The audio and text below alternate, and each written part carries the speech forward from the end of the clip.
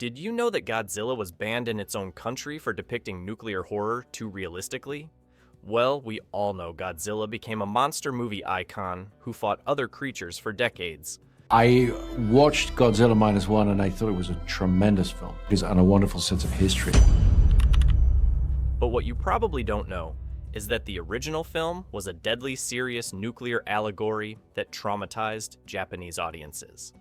From censored footage to a suicide subplot to an ending, the director refused to film. This 1954 masterpiece has darker secrets than radiation burns. Haruo Nakajima nearly died inside the Godzilla suit. Haruo Nakajima performed inside the Godzilla suit in excruciating conditions that nearly killed him multiple times. The suit weighed over 200 pounds and was made of heavy latex and bamboo. It had zero ventilation. Studio lights raised interior temperatures above 120 degrees Fahrenheit. Nakajima could only survive 15 to 20 minutes before requiring emergency removal.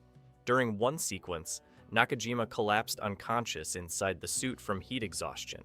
Crew members frantically cut him out. He was hospitalized for severe dehydration. Doctors warned that another incident could cause permanent organ damage or death. Director Ishiro Honda reluctantly agreed to install small air holes, but they provided minimal relief. Nakajima lost over 20 pounds during the 4-month filming schedule. He described the experience as performing inside a sauna while wearing a weighted vest. Each day of filming risked his life. Created as direct response to Lucky Dragon, 5-incident producer Tomoyuki Tanaka conceived Godzilla in March 1954. Weeks after the Lucky Dragon 5 fishing boat was contaminated by American hydrogen bomb testing at Bikini Atoll. The crew suffered acute radiation poisoning. Radio operator Aikichi Kuboyama died 6 months later from radiation sickness. Japan was horrified. The incident made international headlines and sparked anti-nuclear protests across the country. Tanaka realized Japanese audiences were terrified of nuclear weapons and radiation. He wanted to create a monster that embodied that fear. Godzilla wasn't just a giant dinosaur, it was a walking nuclear bomb, a physical manifestation of radiation's destructive power. The film's working title was The Giant Monster from 20,000 Leagues Under the Sea. Tanaka changed it to Gojira, combining the Japanese words for gorilla and whale. Every element of the original film referenced nuclear anxiety plaguing post-war Japan. Film contained graphic radiation, burn footage that was censored. The original Japanese cut included extremely graphic scenes of radiation, burn victims that were cut from all international releases. These scenes showed victims with horrific burns, mothers clutching dead children, and hospitals overwhelmed with dying patients. The footage was so realistic because director Ishiro Honda had personally witnessed Hiroshima's aftermath in 1946 as a repatriated soldier. He knew exactly what nuclear devastation looked like. Honda insisted on showing radiation's true horror rather than sanitizing it. Japanese audiences found these scenes almost unwatchable. Many viewers wept openly in theaters. American distributors demanded the radiation victim footage be removed entirely before releasing the film in the United States as Godzilla, King of the Monsters in 1956.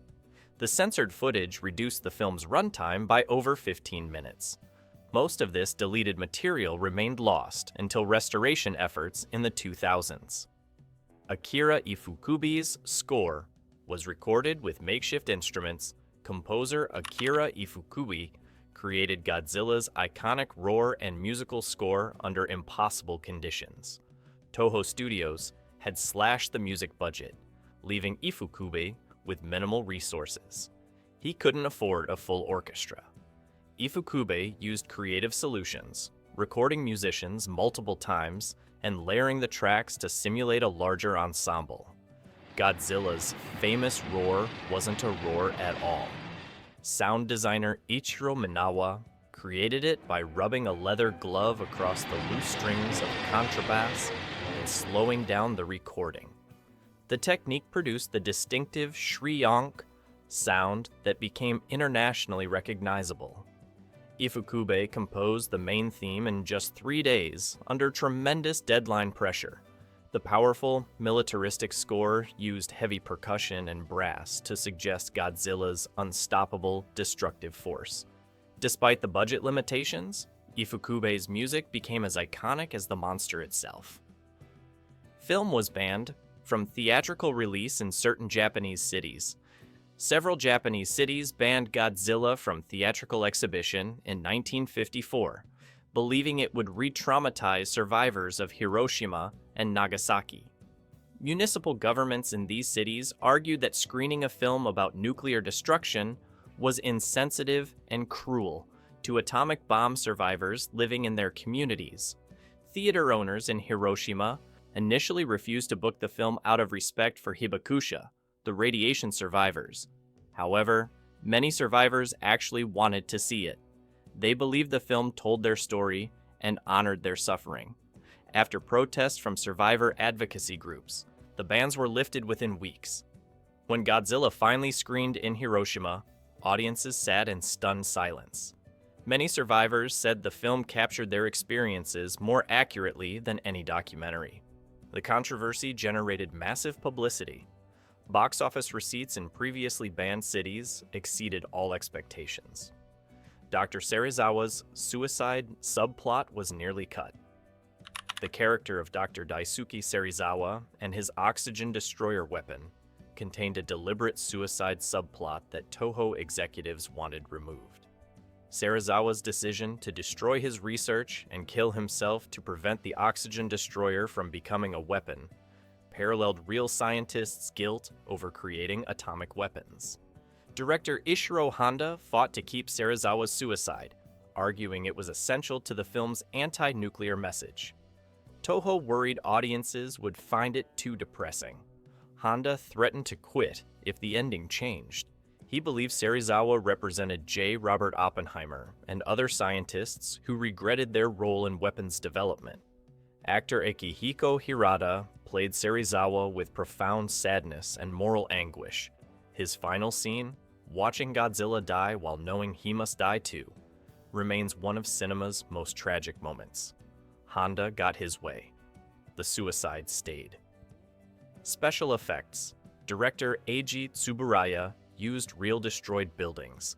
Special effects director Eiji Tsuburaya incorporated footage of actual bombed-out Tokyo buildings into Godzilla's destruction sequences. Japan still had ruins from World War II, firebombing 9 years later. Rather than build every miniature from scratch, Tsuburaya filmed real debris and ruins, then matched them with miniature sets. This created disturbing realism because audiences were literally watching their own destroyed city. Tsuburaya also studied newsreel footage from Hiroshima and Nagasaki to make Godzilla's attack look like authentic atomic devastation. The fire effects used actual gasoline and petroleum, creating massive flames that nearly burned down the studio. Firefighters stood by during every destruction sequence. The miniature Tokyo took 3 months to construct and was destroyed in just 3 days of filming. Each destroyed building carried emotional weight for Japanese audiences. American version added Raymond Burr footage and removed anti-American messages. When Toho sold Godzilla to American distributors, the film was completely re-edited and retitled Godzilla, King of the Monsters. Producer Joseph E. Levine hired Raymond Burr to film new scenes as American reporter Steve Martin. Burr's footage was awkwardly inserted into the existing film, creating a new framing narrative. The American version cut approximately 40 minutes of original footage and added 20 minutes of Burr material. More significantly, all references to American hydrogen bomb testing causing Godzilla's creation were removed. The anti-nuclear message was diluted into generic monster movie thrills. Scenes of Japanese characters criticizing American nuclear testing vanished entirely. The radiation victim hospital sequences were cut. The American version transformed Ishiro Honda's serious allegory into an entertaining monster romp. Japanese critics were appalled when they saw the bastardized American cut. Honda called it a completely different film. Film's budget was slashed, Mid-production, forcing creative solutions. Toho Studios originally budgeted Godzilla at 60 million yen, but slashed it to 27 million yen halfway through production. The cuts forced Eiji Tsuburaya to abandon planned scenes and simplify effects. He'd wanted Godzilla to emerge from Tokyo Bay in broad daylight with elaborate water effects. Budget cuts meant the scene was filmed at night with minimal water. Tsuburaya had designed elaborate miniature interiors for buildings Godzilla destroys. The budget forced him to use simple facades instead. He'd planned extensive military battle sequences with jets and tanks. Only limited vehicles appeared in the final film. Despite these compromises, Tsuburaya's ingenuity made the effects look expensive. He pioneered techniques like using high-speed photography to make miniature explosions look massive. The budget limitations forced innovation that became standard for Japanese monster films. Ishiro Honda fought studio over happy ending demands. Toho executives insisted Godzilla needed a happy ending with the monster captured alive, rather than killed. They wanted to leave the door open for sequels. Director Ishiro Honda absolutely refused. He argued that killing Godzilla was essential to the film's message about nuclear weapons' destructive finality.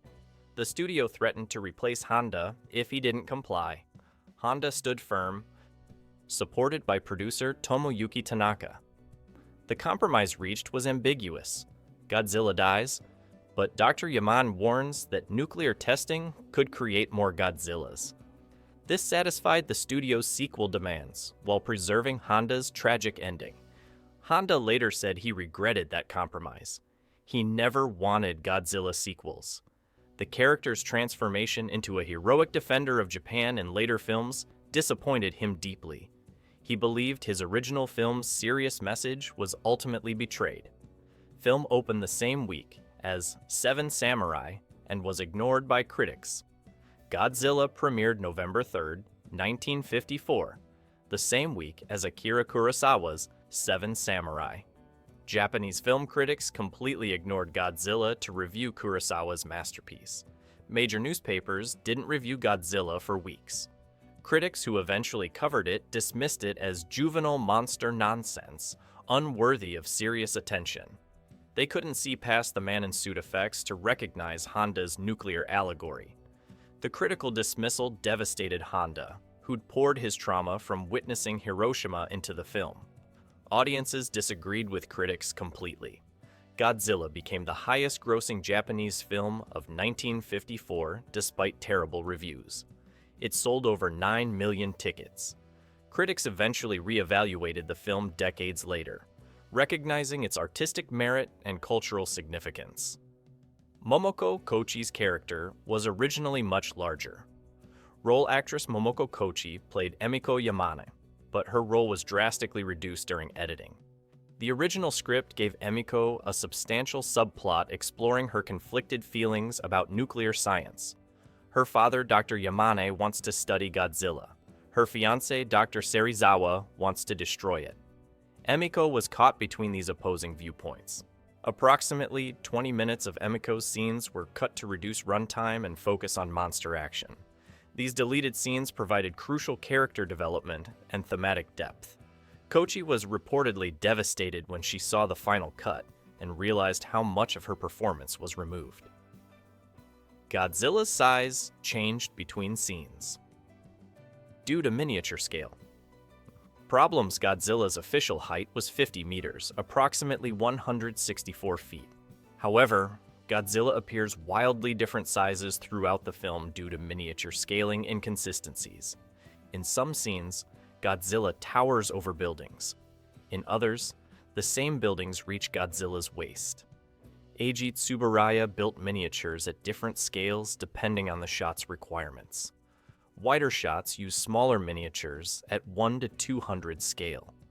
Close-ups used larger miniatures at 1 to 25 scale.